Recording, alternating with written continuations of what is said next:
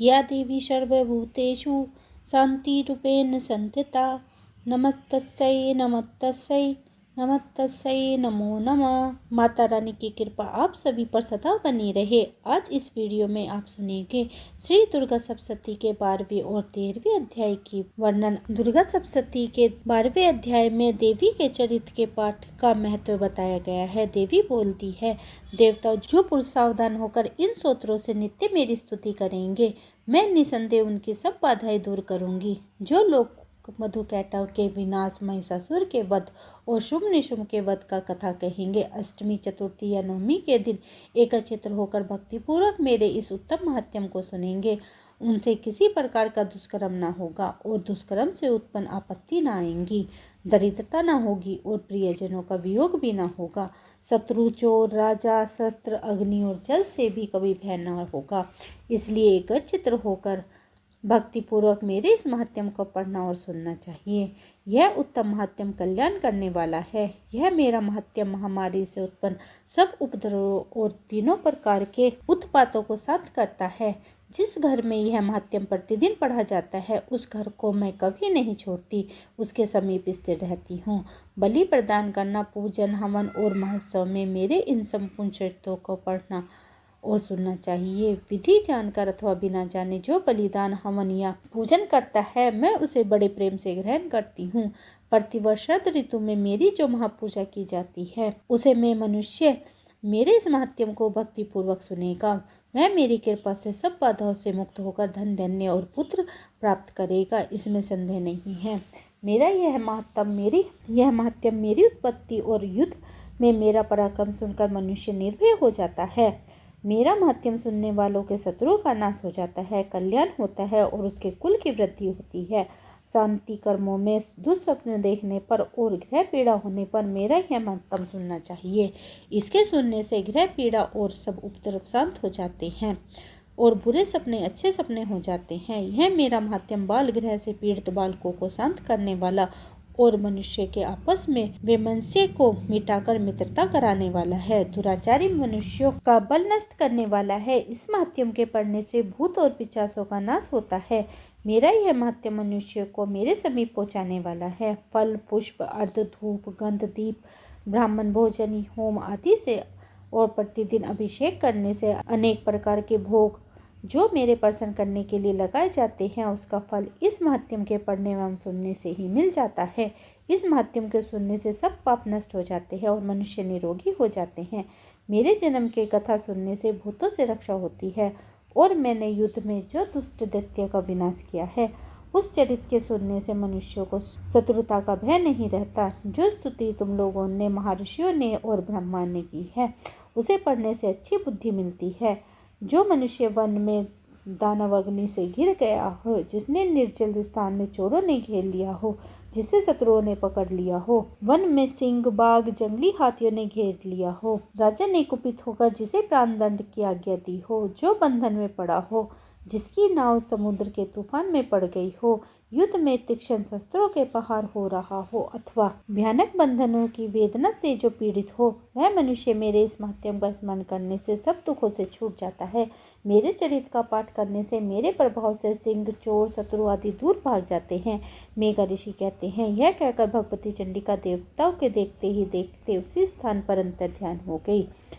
शत्रुओं का विनाश हो जाने पर देवता निर्भय हो गए और पहले की तरह अपने अधिकार पाकर यज्ञ का भाग लेने लगे। देवताओं के शत्रु जगत का विध्वंस करने वाले महापराक्रमी शुंभ निशुंभ के मारे जाने पर बचे हुए दैत्य पाताल को चले गए। हे राजन, इस प्रकार जो देवी भगवती बार बार उत्पन्न होकर संसार की रक्षा करती है, वही संसार को मोहित करती है और वही जगत को उत्पन्न करती है। उसी से याचना करने पर ज्ञान प्राप्त होता है और वह संतुष्ट होती है, तब से सिद्धि देती है। हे राजन, वह इस संपूर्ण ब्रह्मांड में व्याप्त है। वह प्रलय काल में महाकाली और महामारी के रूप धारण करती है। वह प्रलय के समय महामारी हो जाती है और जगत की उत्पत्ति के समय श्रेष्ठा रूपा होती है। संसार का पालन करने के समय वह सनातनी देवी सब प्राणियों का पालन करती है। उन्नति के समय वह मनुष्य के घरों में लक्ष्मी रूप होकर स्थिर होती है। वही वृद्धि करती है और आपत्ति के समय वही लक्ष्मी विनष्ट हो जाती है। स्तुति करने से तथा पुष्प, धूप और गंध आदि द्वारा पूजा करने से वही भगवती धन, पुत्र तथा धर्म में सद्बुद्धि देती है।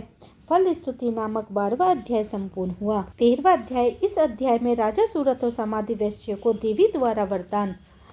मेघा ऋषि कहते हैं, हे राजन, हमने देवी का यह उत्तम महात्म तुमसे कहा, जिससे देवी का यह प्रभाव तुमने सुना। वह देवी इस जगत को धारण करती है, वही देवी इस जगत को धारण करती है, वही भगवती ज्ञान रूप उत्पन्न करती है।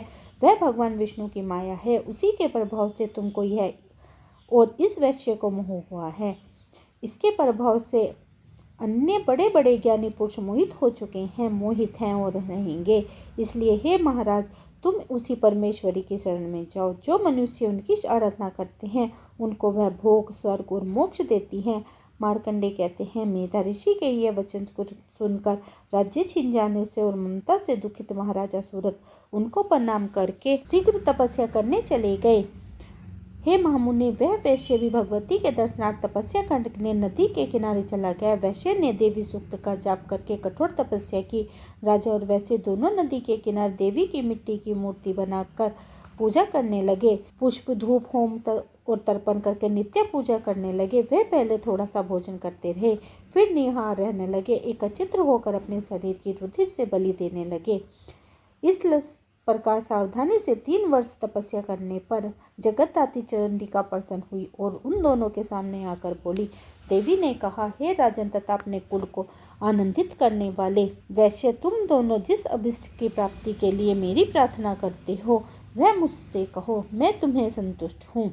तुम जो कुछ मांगोगे वह मैं तुम्हें दूंगी। मार्कंडेय जी बोले, राजा ने दूसरे जन्म में चिरस्थायी राज्य और इस जन्म में अपने बल से शत्रुओं को मारकर अपना राज्य प्राप्त करने का वर मांगा। तथा समाधि वैश्य ने संसार में विरक्त हो, यह मेरा है, मैं इसका स्वामी हूँ, इस मोह का नाश करने वाला तत्व ज्ञान मांगा। देवी ने कहा, हे राजन, थोड़े ही दिनों में तुम्हारा राज्य पाओगे, अपने शत्रुओं को मारकर अटल राज्य करोगे और जब यह शरीर त्यागोगे तब तुम सूर्य से जन्म पाकर पृथ्वी पर स्वर्णिक नाम से मनु होगे। फिर देवी ने समाधि वैश्य से कहा, हे वैश्य श्रेष्ठ, तुमने जो अभिष्ट वर मांगा है वह मैं तुमको देती हूँ, तुम मोक्ष के लिए ज्ञान प्राप्त करोगे।